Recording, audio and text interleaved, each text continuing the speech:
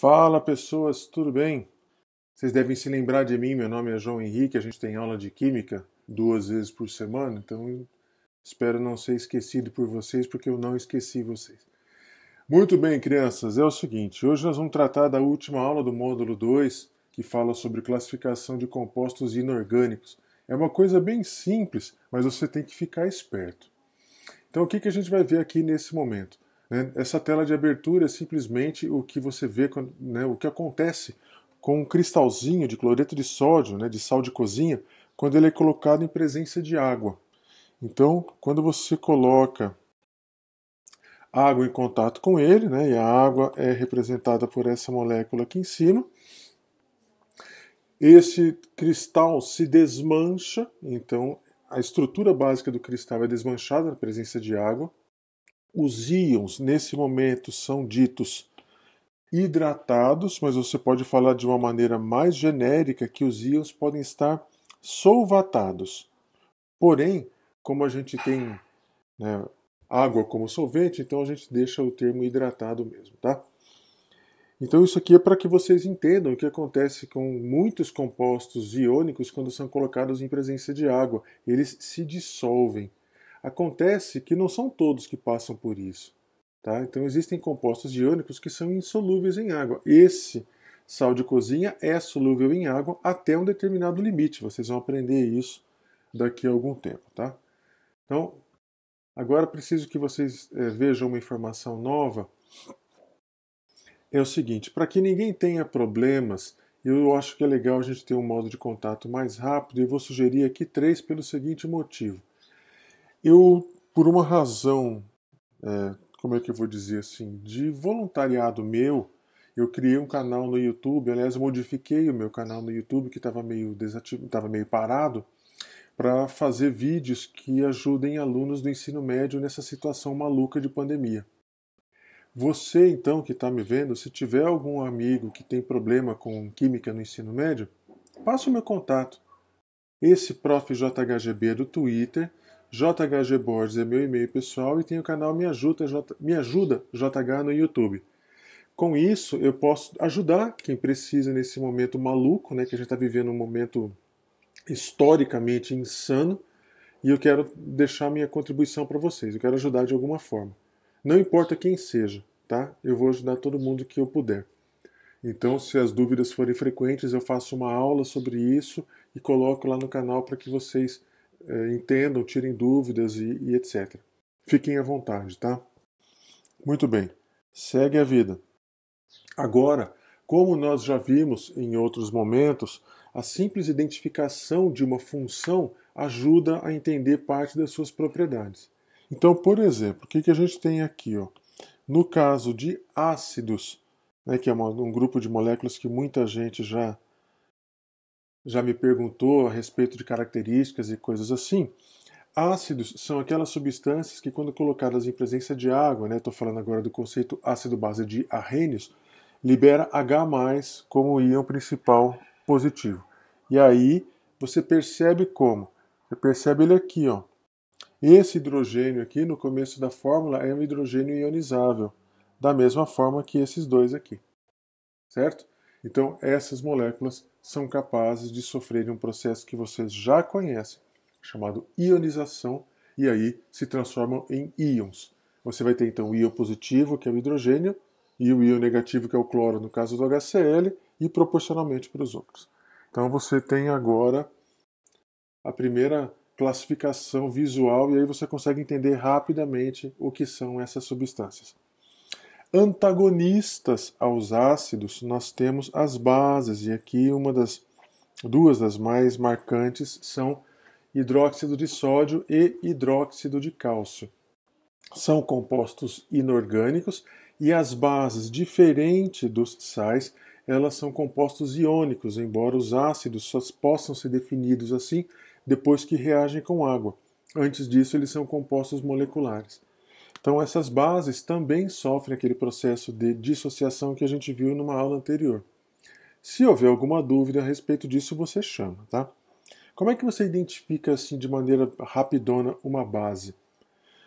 Grupo OH, esse aqui, ó, que eu estou mostrando no destaque agora, no final da fórmula. Ele é o grupo funcional, é aquela parte que está presente em todas as bases. Da mesma forma que no caso aqui do ácido, você tem o hidrogênio, que ele é então o nosso grupo funcional. Muito bem. Então agora vamos ver o seguinte, mas não existe só isso de substância, né? Como você sabe que ácidos e bases são antagonistas, são opostos, o que acontece quando eles são colocados juntos? Fácil. Acontece uma reação química entre eles que se chama neutralização e um dos produtos são essas substâncias aqui da função sal, onde o NaCl é uma delas. O fosfato de alumínio é outra. Então, quando que você obtém um sal? Quando a sua base reage com o seu ácido. E aí a gente tem a formação de um sal e o principal produto da reação de neutralização é água. Mas com o tempo você vai sedimentar e solidificar isso na sua cabeça. Muito bem. Existem pelo menos mais dois tipos de funções para a gente brincar aqui. São os óxidos, que são são substâncias muito interessantes, nas quais você tem uma característica bem legal. Você tem um composto binário, ou seja, formado por por apenas dois elementos químicos, e entre eles o oxigênio é o elemento mais eletronegativo. Então essa é uma definição bem bacana, bem simples e bem tranquila a respeito de óxidos. Por esse motivo não existe óxido de flúor. Por que será, hein? Por uma razão simples. Flúor é o elemento mais eletronegativo da natureza.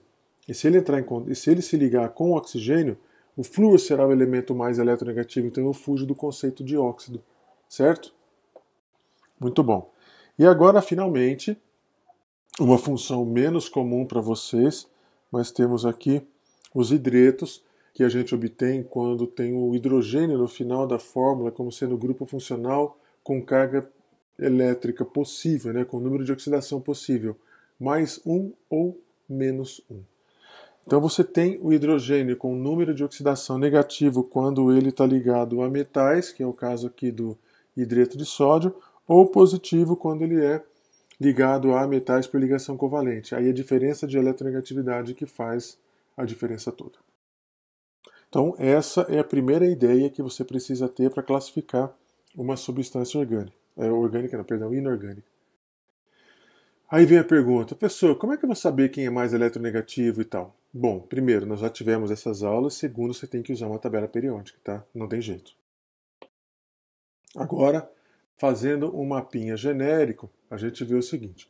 Uma substância química pode ser basicamente iônica ou molecular. Eu estou falando de uma substância composta, tá? Naturalmente. A substância iônica ela é formada por íons, então ela tem ligação iônica como mandatária do tipo de ligação. O oposto, né, o outro tipo grande, é a substância que é chamada de molecular. Então, essa substância molecular ela é formada por moléculas. E moléculas são formadas por ligações covalentes. Por esse motivo, toda vez que você tiver uma substância que é formada exclusivamente por ligações covalentes, então ela é molecular. Não confunda isso com o estado físico, tá? Não tem nada a ver uma coisa com a outra por enquanto. Agora, quando você tem uma substância que tem ligação iônica, ela é iônica. Agora, e aquele tipo de substância que tem ligação tanto iônica quanto covalente? E aí, o que a gente faz num cenário como esse? É fácil. Vamos analisar, por exemplo, para que isso fique bem claro para todos, a substância de fórmula sulfato de sódio. Ela é bem representativa para nós. Essa substância de fórmula Na2SO4, ela tem ligação covalente dativa e tem ligação iônica. Portanto, ela tem dois tipos de ligação. Qual que prevalece para definir o tipo de substância? A iônica. Portanto, uma substância será molecular apenas se ela tiver a totalidade das suas ligações do tipo covalente. Se ela tiver 99% de ligações covalentes e 1% de iônica, aí muda completamente o contexto e ela passa a ser uma substância iônica. Então vamos ver se a gente consegue analisar algumas delas. Vou pegar alguns casos bem simples, tá? E aí você vai ao longo das aulas praticando um pouco. Eu tenho então o Na2O, que é o óxido de sódio, formado apenas por ligações iônicas, então eu escrevi aqui, ó, Li, então é uma substância iônica. O Na2SO4, que eu acabei de te mostrar, é uma substância iônica porque tem os dois tipos de ligação e a prevalência da iônica é mais marcante. No caso do CH4, eu só tenho ligação covalente, portanto é uma substância molecular. Você pode até pensar que é um hidreto de carbono. E aí o CO2 só tem ligação covalente, então também é uma substância molecular. Então isso que você acabou de ver é uma coisa muito simples, é bem tranquila, é uma aula bem pequenininha do final do módulo 2 e você consegue agora naturalmente conseguir estudar isso de boa e fazer os exercícios tranquilamente, tá? Então, antes de terminar, eu só queria voltar aqui porque eu quero insistir nesse negócio. Se você tiver algum tipo de problema, né, tiver com algum tipo de dúvida ou algo assim, entre em contato. Tá? Não deixa dúvida não. Pode ser pelo Twitter, pode ser pelo YouTube, pode ser pelo e-mail, pode ser por qualquer lugar. O importante é não deixar dúvida. Tá bom? Então, segunda-feira de novo a gente volta e a semana que vem com certeza mais cedo para a gente continuar a brincar com química mais um pouquinho, tá bom? Grande beijo a todos, fiquem em paz, cuidem-se e até mais.